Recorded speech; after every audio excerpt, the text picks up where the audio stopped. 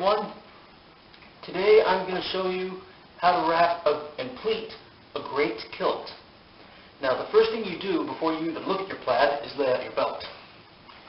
Here we go. Trust me, you can slide it in under later, but it's much easier if you lay out the belt first. Now for the plaid. You only need about 5 yards. You can go as low as 3 if you're on a budget, but you certainly don't need 8 or 9. Trust me, 5 is bulky enough. So we have our plaid or tartan. I don't know how the words are used specifically. Laid out here. I want to make sure the belt is close to the bottom. Alright, let's pull that up. We start about an arm's length inward. There's a belt buckle, so we'll start about arm's length inward.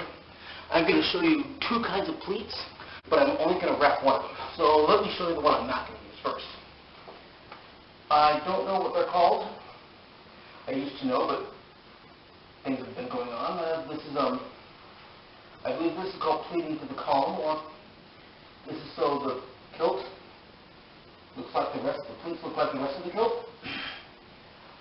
I'm just going to show this one to you. I'm not going to wrap it because the other one I think looks much better, and other people do tell me it looks much better. So we're just going to pleat this here. You pull it toward you. Yes. You only really need to pleat the bottom half of it, since the top part's going to be flowing over you, so you don't really need to worry about that. And, just take your time with the pleats here.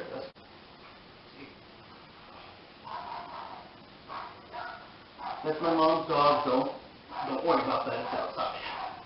But if you have pets, don't let them near your garb. Okay, now, so we have my little super kilt. Yeah, I don't have a lot of room. I don't think you have a lot of room either. So let's learn how to do it. How to pleat the kilt on a budget, if you will. Okay. There we go. Alright. Just lay out a couple more. And alright, just you don't really need to get too picky about them, but I'm going to make sure they're precise so you can see the difference. Let's just pull this over here, and I think it's good enough. All right, let's just have a closer look now. Oh. Okay, see, here are the pleats. It is so these pleats look like the rest of the kilt. You see they're pleated. I believe this is pleating to the stripe, since you can see an evident stripe, and here's an unpleated part of the kilt. And here's the pleated part, and here's our remaining apron, or unpleated part of the kilt. But I just showed you these in case you would like to use them. I'm going to unpleat it now and do the other kind, which I think looks much better, and other people tell me it looks better. The other is a military version. Okay. We're just going to pull these out. I believe the second type is called pleating to the column, which is a military version of the kilt. And people tell me it looks much nicer. Do make sure your pleats are the same size. If you have your plaid marked like this, you're using this guideline, so start an arm's length inward, yes. You just want to pinch and pull it up here. Yeah, so make sure on the center lines, do make sure they, overlap a little bit, because you do want some flare as you walk, so you just pull up from this center here. Yes. And they overlap a little bit, so you're going to have a stripe on a horizontal stripe on the inside, and you're going to have your vertical stripes on the outside. Just pull it toward you. I don't think it really matters either way, but which way you pull it toward, which way your pleats are going, but I like to pull it toward myself over here. remember, the best method is the one that works for you. So here we go. Just doing these pleats here. Again, I'm not really worried about the top part. Just making sure I have the bottom part centered. All right, yeah. Just what I like to do is make sure this big bold line is showing on the back. So we don't want to just come up to that. Just fold over. Yeah. All right. Yeah. Right. Just a few pleats here. Some people like to pleat the whole thing.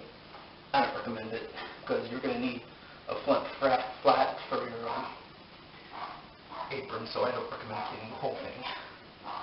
Chances are some of these pleats may fall out too, so we're just going to finish pleating. Here, all right, yeah.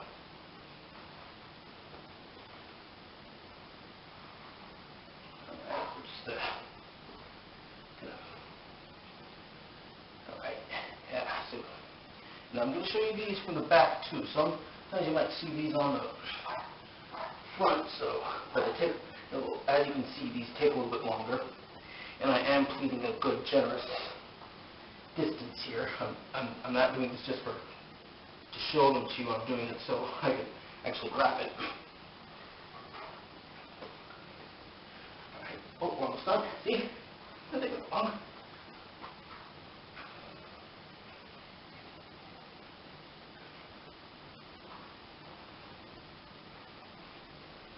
Okay, yeah. We're almost done. Yeah. Yes, it takes a while, but so if you're going to wrap something like this, I recommend it for an all-day event, and certainly not for just a 5-minute event. Like if you're in the SCA, this will certainly help for an event, or if you or Celtic Music Festival, which we have here locally. All right, looks like a good distance we have. Okay, you can probably see it. Here we go. Here is our apron. Here are the pleats. Here's our other apron. You don't need to worry about the top because that's going to be thrown over you. So now you might see this on the outside of most commercial kilts, but I don't really like this one, so I'm not even going to go into it. But if you want it, you just need to reverse what you did before. So here we have our military stripes, or columns, I'm not sure. Don't quote me on any of this stuff here, because I'm more of a house crew rather than a strictly speaking terms. All right, we're ready. Now, let's make sure our belt is at a good distance. And just lie down so the knees are here. Okay, yes.